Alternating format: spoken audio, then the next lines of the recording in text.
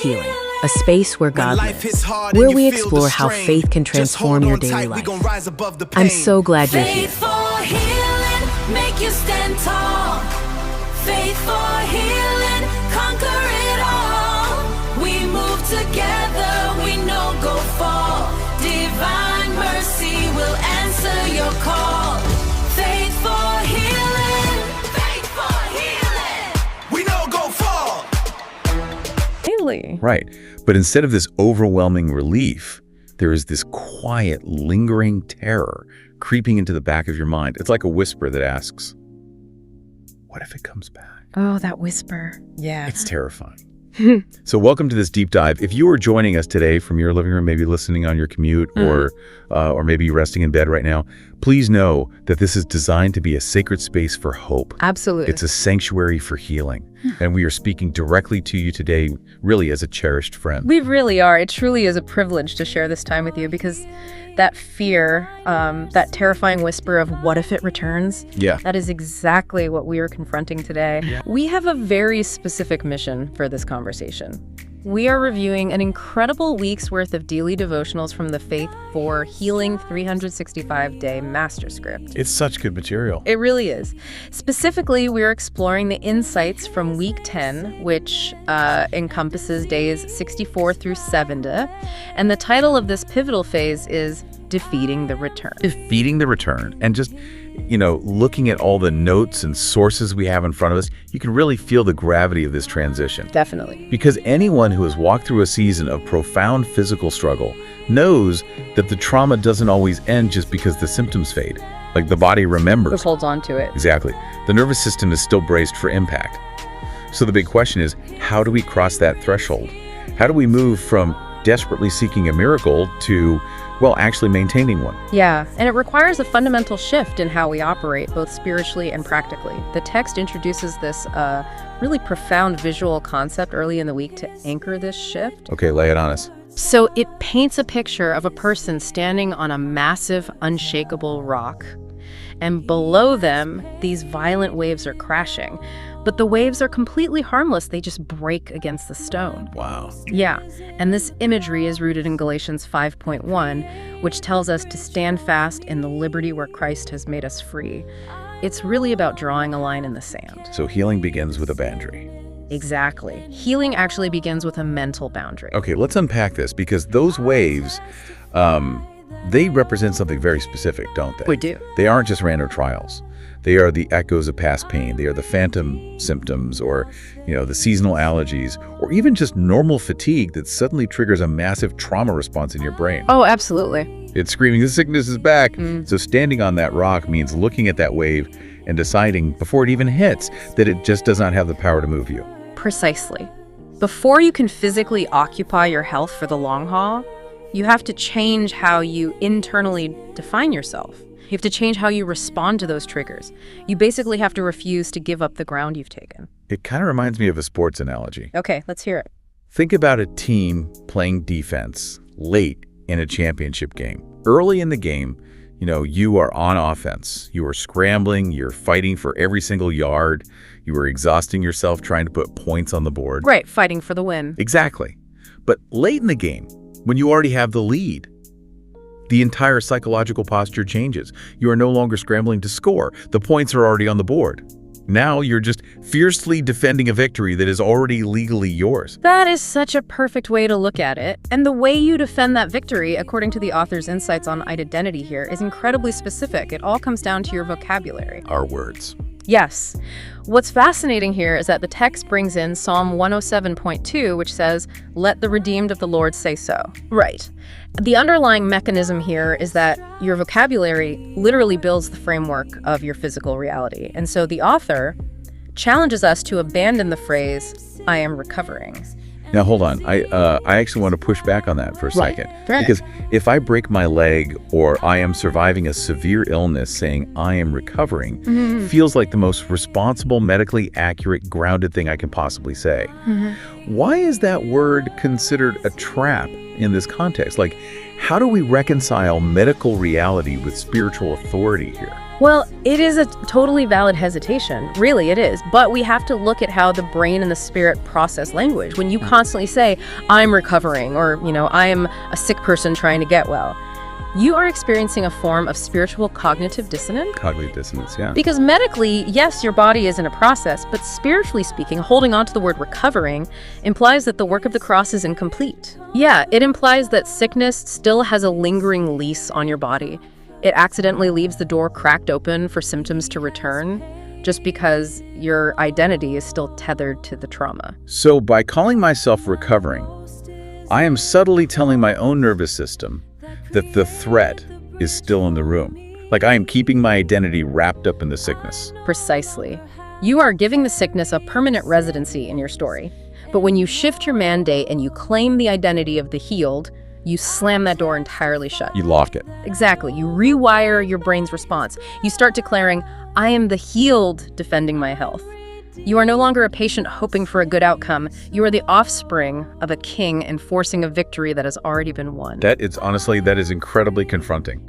But it makes so much sense when you explain the mechanics of it, and I feel like it takes us perfectly into the next logical progression of this week's material. Yeah, days 66 and 67. Right, because once you establish that internal boundary, once your internal identity is set as the healed, you can't just keep it in your head. No, you can't. You have to project that identity outward into the physical world. It's like if you own the title to a piece of property, holding the paper is great, but eventually you have to actually move your furniture into the house. That is the exact essence of the legal possession discussed in the text. The visual here for day 66 is a golden key turning in a lock. I love that. It's beautiful, and it leans heavily on the promise from Joshua 1.3 that every place the sole of your foot treads upon has been given to you. Yeah. Possessing your health isn't just some mystical idea, it is a legal inheritance. But to activate it, there is a required act of faith. You must literally walk through the rooms of your life, your kitchen, your workplace, your neighborhood, carrying yourself as a healthy person. And that leads right into the imagery of planting a flag on a mountain peak for day 67. Yes, anchored in Ephesians 6.13. Having done all to stand, you are occupying the territory so you don't leave a vacuum for old habits or old sicknesses to creep back in. But let's get into the gritty reality of this for our listeners. Let's do it. Because it is one thing to boldly plant a spiritual flag when you feel great. Right. But what if you still feel a sharp twinge of pain in your body? Like, how do you honestly walk through the rooms as a healthy person without feeling like you are just faking it or dangerously ignoring a real medical issue? Yeah, this is perhaps the greatest hurdle in the healing journey, and it requires a deep understanding of fact versus truth. We must distinguish between the two. That versus truth. Exactly. A physical twinge in your body, that is a fact. It is happening in the physical realm in this temporary moment, and we do not deny its existence. We don't pretend it's not there. Right. But the eternal truth is your legal deed of healing purchased permanently. Walking in possession isn't faking it. It is the active enforcement of a legal, spiritual eviction notice. Oh, I want to linger on that eviction notice metaphor because I think it perfectly captures the tension our listeners feel. When a landlord legally evicts a destructive tenant, the paperwork is signed. The law is 100% on the landlord's side. Yes. But the tenant doesn't always leave quietly, do they? They really don't. The evicted tenant might trash the living room on the way out. They might stand outside and bang on the door, shouting through the windows. Causing a scene. Yeah. The banging on the door, which is the lingering pain, the sudden symptom, is a fact. It is loud and it is disruptive. But the eviction is the truth. The tenant has no legal right to be there. So when I feel that twinge of pain, I'm not supposed to pretend I don't feel it. I am not lying to myself. No, not at all. I'm simply acknowledging the noise while fiercely denying the tenant's right to live in my house. I'm looking at that symptom and saying, I hear you banging, but you are a trespasser on legally owned property. You have to leave. Yes. That entirely shifts the psychological toll of the pain. It moves you from being a victim of the pain to being the authority over it. It is a total shift in authority. You are enforcing the eviction, but to ensure that evicted tenant doesn't try to break back in, we have to look beyond just the physical body. What do you mean? We have to examine the physical environment you live in every single day, because a long-term breakthrough cannot survive in a vacuum. Your surrounding atmosphere must actually support your new healthy identity. Oh, okay. Here's where it gets really interesting, because we're moving into day 68 and 69 now. We've talked about evicting sickness from the body, but what about the house you sleep in? The text paints this beautiful picture of fresh air blowing through white curtains into a sunlit room. I love that visual. It's so peaceful, and it ties directly into John 10:10, where Jesus says, "He came so that we might have life and have it more abundantly." The author challenges us to format our homes to be an incubator for abundant life. Yeah, and if we connect this to the bigger picture, an incubator is a fascinating mechanism to consider here. In a medical or scientific setting, what does an incubator actually do? It protects things. Right. It aggressively controls the external climate, the temperature, the oxygen levels, the humidity, so that fragile life can stabilize and eventually thrive. If we apply the spiritual principle of environmental stewardship here, we realize that healing requires an atmosphere where sickness literally cannot breathe. Wow. It makes me think of a greenhouse. Oh, yeah. If you take a perfectly healthy, fully healed, vibrant plant and you put it into a toxic, freezing, dark greenhouse, it doesn't matter how genetically perfect that plant is, the environment will eventually kill it. It will wither. Exactly. If you want to maintain your healing, you must change the soil and the air of your home. You really must. And what makes up the soil and the air of our homes? It is the frequencies we allow in. Fear, anxiety, playing the 24-hour news cycle on a loop, constantly discussing medical worst-case scenarios with relatives on the phone. Oh, yes. That is the toxic freezing air in your greenhouse. Sickness thrives on the frequency of fear, but worship, gratitude, laughter, and speaking the word of God out loud, that is the sunlight. That changes everything. It does. That is formatting the incubator. You are actively creating an environment that smells like life. I think we really need to validate, though, how difficult it can be to change that environment, especially if your home has been a hospital ward for months or years. Oh, absolutely. Like your living room might be associated with agonizing nights, your bedroom might hold memories of terror. Flipping that atmosphere into a sanctuary of life takes intentional, grueling effort.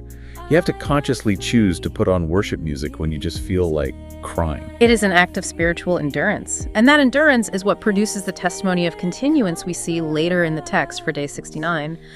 The visual given there is a video reel titled simply, "Still Healed." Still healed. Yeah, it references Philippians 1:6, trusting that he who began a good work in you will perform it. I find that visual so incredibly moving.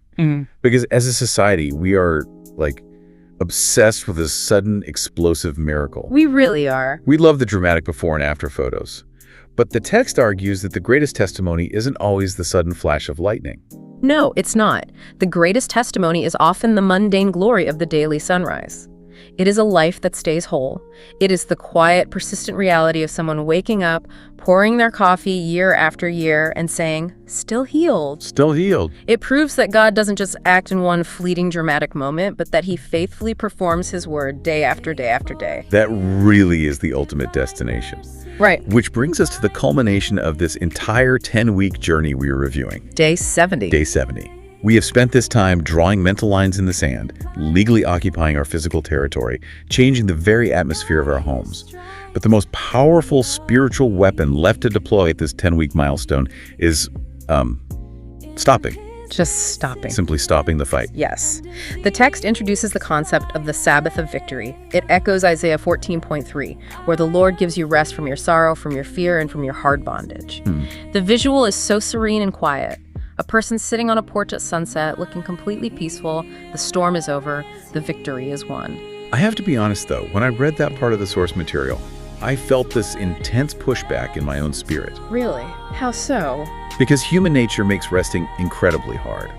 When you have been battling an illness for weeks, months, or years, you kind of get addicted to the fight. You do. It becomes normal. Right. You are used to researching symptoms at 2 a.m., trying new diets, striving, praying intensely, and just bracing for the next wave. Putting down your spiritual sword feels deeply vulnerable. It feels like exposing your neck. Wow. Yeah. So I want to ask you directly, as you are listening right now, what stands out to you about the idea of finally truly resting and letting God hold the victory?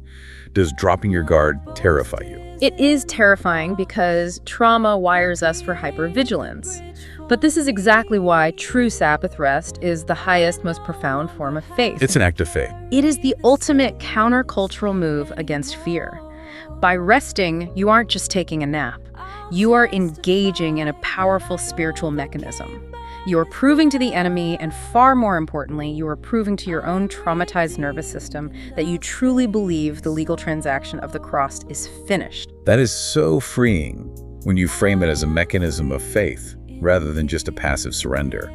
You are retraining your body from fight or flight into rest and digest. Exactly. You don't pace the floor when you know the war is already won. You sit on the porch and you watch the sun go down. You sit on the porch. And, as we conclude our deep dive into this transformative week of material, I want to leave you with one final provocative thought to ponder in your quiet moments today. I'd love to hear it. We have spent all our time talking about your healing, your identity, your home, and your rest. But what if this entire 10-week journey to wholeness isn't just about your own body? Oh, wow. What do you mean by that? Think about that incubator of life you just painstakingly built in your home, the atmosphere you shifted, the spiritual authority you now carry. What if all of that is actually preparing you to be a sanctuary for someone else? Oh, I see. Someone in your family or friend who is exhausted, terrified, and just about to start their very own day one of a medical crisis. Your quiet, unshakable, still healed reality might be the exact lighthouse they need to realize that they too can find their way out of the storm. That is a beautiful truth to hold on to. You aren't just healed for you, you are becoming a sanctuary for others. To close out our week together, we want to pray over you using the daily prayers from this week. I refuse to be moved by lying symptoms. I command every spirit of infirmity to stay out. Lord, I identify with the cross. I am the redeemed, and I say so today. I take possession of my strength, my energy, and my peace today. Father, help me steward this health. I plant my flag in your promise today. Lord, let my home be an incubator for abundant life. Sickness cannot stay here. Thank you, Lord, for performing your word in my life day after day. Father, thank you for the 70 days of strength. I am restored. Amen.